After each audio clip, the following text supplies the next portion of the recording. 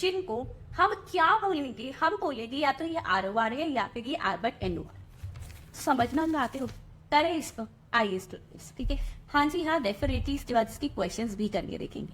तो देखो, next topic हमारे पास आता है कि कब ये प्रोविजन अप्लाई होगा कि एक person resident and ordinarily resident है या resident but not ordinarily resident है। हम पढ़ा तो था लेकिन यार समरी बन जाएगी ना तो बहुत इजी हो जाता है या चल। हाँ, हमारे स्टडी मटेरियल में भी ऐसे ही। पहली बात तो ये आर ओ आर और R but N O R का जो क्राइटेरिया है ना, ये सिर्फ 2% की कैटेगरी पर है, इंडिविजुअल या एचयूएफ। इसके अलावा थर्ड कैटेगरी पे ये प्रोविजन अप्लाई नहीं होता। वो या तो रेजिडेंट होते हैं या एनआरआई होते हैं, नॉट रेजिडेंट, ठीक है। ये O R N O R सिर्फ 2 कैटेगरी। कौन कौन सी? हमारे इंडिविजुअल और एचयूएफ। लिखो, अप्लाइज ओनली फॉर इंडिविजुअल या फिर हिंदू अनडिवाइडेड फैमिली, ठीक है। सिर्फ 2 पर ये प्रोविजन क्राइटेरिया अप्लाई होता है। फिर स्टूडेंट्स बोला कि देखो, अब हम क्या बोलेंगे कि ऐसा कौन सा पर्सन है जो कि हमारा R but N O R बनेगा।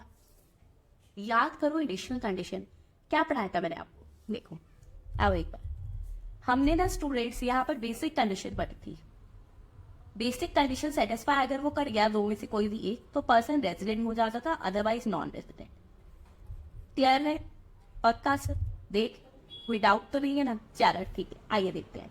अच्छा, अब जब वो पर्सन रेजिडेंट हो जाता था तो हमने स्टूडेंट्स कौन सी 2 कंडीशंस पढ़ी थी जिससे वो आर ओ आर होता था? मैम, फर्स्ट कंडीशन थी कि वो पिछले यानी last 10 previous year immediately preceding the previous year, यानी प्रीवियस ईयर से कारण प्रीवियस ईयर से पिछले 10 सालों में वो कम से कम 2 साल के लिए इंडिया का रेजिडेंट होना चाहिए, ठीक है। सेकंड क्या था? सेकंड हमने पढ़ा वो एटलीस्ट इंडिया में 730 डेज उसका स्टे हुआ हो लास्ट 7 ईयर्स में, यानी करंट प्रीवियस ईयर से पहले वाले 7 साल। तो अगर आप मुझे ये कहना है this condition will be apply, वो ओआर कब होगा? अगर मैं कह रही हूँ, आपको क्वेश्चन आ जाता है कि वो ना ओआर पता चल गया, दोस्तों आप ये बता दो कि वो एनओआर कब होगा। ये क्वेश्चन तो हमने पढ़ा नहीं। अच्छा, ये आप ना मेरे स्टूडेंट्स हो तो आप ये ऐसी बातें नहीं कर सकते। यानी अगर वो ओआर नहीं है तो ऑब्वियसली वो एनओआर है। इसका मतलब क्या है? इससे ये कह रहा है 2/10 का रेजिडेंट होना चाहिए अगर ओआर है। तो मैं ये बोल दूं, अगर वो इंडिया में स्टूडेंट एनआरआर नॉन रेजिडेंट रहा है, कब रहा है? उसने कहा था कम से कम 2 सालों में रेजिडेंट होना चाहिए। बचे कितने? 8 साल, ठीक है। मैं ये कह रही हूं, अगर वो 9 साल जो था वो नॉन रेजिडेंट था, नॉन रेजिडेंट नहीं था, वो 9 साल पिछले 10 सालों में से नॉन रेजिडेंट था, तो इसका मतलब वो एनआर हो गया, ठीक है।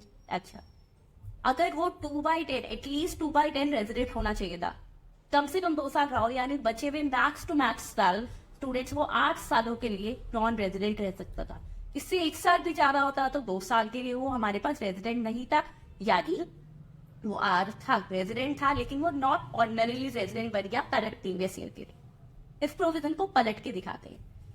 8 साल के लिए नॉन रेजिडेंट मैक्स हो सकता था, क्योंकि 2 साल रेजिडेंट होना कंपल्सरी था एडिशनल कंडीशन। वो कह रहे हैं तो 9 साल के लिए नॉन रेजिडेंट था, यानी ऑब्वियसली वो बन गया करंट प्रीवियस ईयर के लिए, यानी प्रीवियस ईयर 23-24 के लिए क्या माना जाएगा? उसको नॉट ऑर्डिनरी रेजिडेंट। पहली कंडीशन सेटिस्फाई पता चल रही क्या है? लिखे इसको, अब स्टूडेंट्स लिखते हैं। तो लिखो यहाँ पर वो इंडिया में, अब मैं आपको कंडीशन लिखवा रही हूँ कि वो एडवांस कब होगा। पहली कंडीशन है अगर वो इंडिया में एनआर था, एनआर था वो हमारे इंडिया में कितने सालों के लिए? 9 सालों के लिए पिछले 10 सालों में से, यानी प्रीवियस ईयर 23-24 से पहले के 10 साल। मैं इसको शॉर्ट फॉर्म में लिखवा रही हूँ क्योंकि एग्जाम ओरिएंटेड नोट्स में हमारे पास सब कुछ गिवे थे, ठीक है। ये तो हम सामरी नोट्स पढ़ा रहे हैं, तो मैं इसको शॉर्ट फॉर्म में लिख दिया कि वो 9/10 के लिए वो एनआर था, ठीक है, इन प्रीवियस ईयर्स। चलो, तो इट मींस हो जाएगा एडवांस। अच्छा, दूसरी कंडीशन क्या होती थी? क्यूमुलेटिव कंडीशन थी। दोनों कंडीशन सेटिस्फाई होनी चाहिए थी, यानी अगर उसने ये कंडीशन सेटिस्फाई नहीं करी तो वो एनओआर बन गया। मान लो ये कर दी, वो 8 सालों के लिए था एनआर, या 7 सालों के लिए था, मतलब 2 साल वो रेजिडेंट था। तो इस पर आ जाओ। इसने कहा था कम से कम उसका इंडिया में स्टे 730 दिन होना चाहिए था। यानी मैं अगर आप ये बोल दो स्टूडेंट कि उसका पिछले 7 सालों में इंडिया में स्टे या तो 729 डेज या उससे कम था, तो भी वो बच जाएगा नॉट ऑर्डिनरी डेज। क्लियर?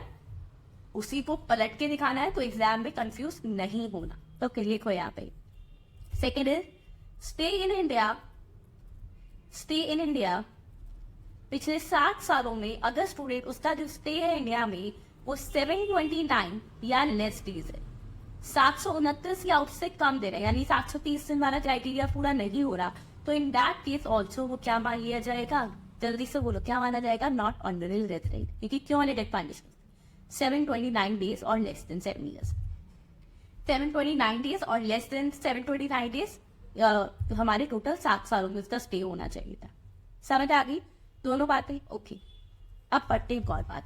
मैंने कब पढ़ाया था कि मैंने आपको कहा सारी कंडीशन बताई थी कि अगर पर्सन इंडियन सिटीजन है या पर्सन ऑफ इंडियन ऑरिजिन है, डीम्ड रेजिडेंट की बात नहीं कर रही मैं, पिछले सेशन पे चले जाओ, पिछले लेक्चर पे हमने पढ़ा इंडियन सिटीजन है या पर्सन ऑफ इंडियन ऑरिजिन है, टोटल इनकम 15 लाख रुपए से ज्यादा है excluding income from the foreign sources, उसका इंडिया में स्टे जो है वो 120 दिन या उससे ज्यादा है बट लेस देन 182 डेज है, तो भी हम उसको R/NOR बोलते थे।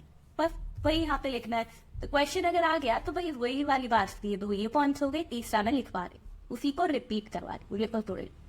अगर कोई पर्सन इंडियन सिटीजन है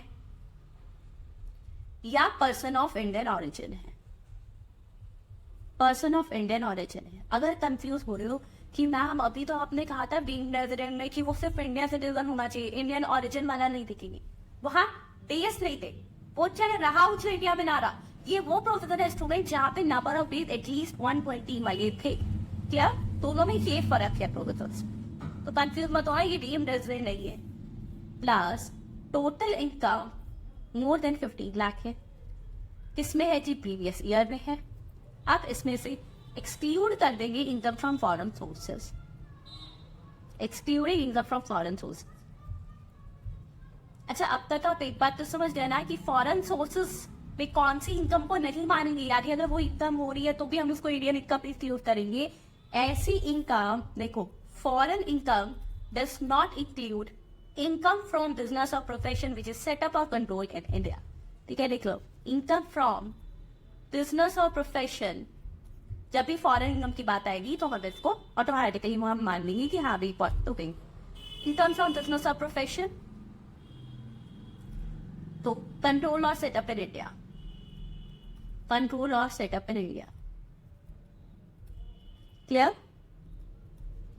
चलो, उसके बाद स्टूडेंट्स और क्या हमने बोला था?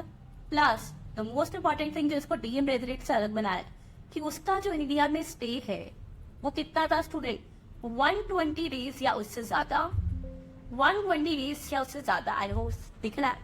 ठीक है, 120 डेज और मोर, लिख लो एक बार। ठीक है, तो स्क्रीन कर देते, ठीक है, 120 डेज और more. Okay, but less than 182 days, और सही क्या है मैंने नहीं, बट अप टू 182 डेज, लिखो student, but up to 182 days. Clear? अब मैं आपका यही टेस्ट ले रही थी कि जितना हमने रेगुलेशन स्टेटस पढ़ा है उतना आपको अभी तक याद नहीं है। नहीं, मैंने लिखा 182, आप रेटिंग दिया, मैं पहले लेस देन लिखा, आपने वो लिख दिया, आपको याद नहीं है। अगर 182 डेज भाई वो है तो एक बात बताओ, फिर उसको क्यों इस कैटेगरी में ला रहे हो? वो तो बेसिक कंडीशन फुलफिल कर रहा है, उसको तो फिर बेसिक कर लिया, ऑर्डिनरी पे एडिशनल कंडीशंस चेक करो, फिर तो वो आ रही है, N1 दोनों हो सकता है ना? तो यहाँ पे आता है, बट इनफैक्ट इसको हाईलाइट कर लो कि भूल ना जाओ दोस्तों, लेस देन 182 डेज। देखो पूरे मार्क्स कट हो जाएंगे इस क्वेश्चन के अंदर गलती कर दी। लेस देन 182, क्यों? Because students in case if you have criteria कि अगर वो अप टू 182 है तो वो बेसिक वाले फॉर्मूला पे जाएगा, इस पे नहीं आएगा। ठीक है, अच्छा अब बात आती है एक कौन सी और कैटेगरी है जो कि हमेशा R/NOR ही होगी। अब की पढ़ा प्रीवियस इसी हमने लेक्चर में डीम्ड रेजिडेंट, ठीक है, तो डीम्ड रेजिडेंट में भी मैंने आपको करवाया ना कि डीम्ड रेजिडेंट भी जो होता है वो हमेशा R/NOR होता है। क्लियर है सबको? अब अगर अभी भी कोई कंफ्यूज हो रहा है कि मैम ये थर्ड पॉइंट और फोर्थ सी हो गया, नहीं, थर्ड पॉइंट पे इंडिया सिटीजन भी है, पर्सन ऑफ इंडियन ऑरिजिन भी है, बाकी सबको देख के उसने स्टे बोला, 120 डेज और नहीं है बट लेस देन 182 डेज। लेकिन डीम्ड रेजिडेंट में उसने बोला स्टे से मुझे मतलब नहीं है, हाँ लेकिन फिर वो इंडियन ऑरिजिन का पर्सन नहीं होगा, he must be an Indian citizen. मतलब इंडियन ऑरिजिन का है नहीं है मुझे मतलब नहीं है, मेरे को मतलब है कि इंडियन सिटीजन तो पक्का होना चाहिए। क्लियर? इसी के साथ स्टूडेंट्स हमारा यहाँ पर फर्स्ट टॉपिक ओवर होता है, that is residential status of individual. I hope सबको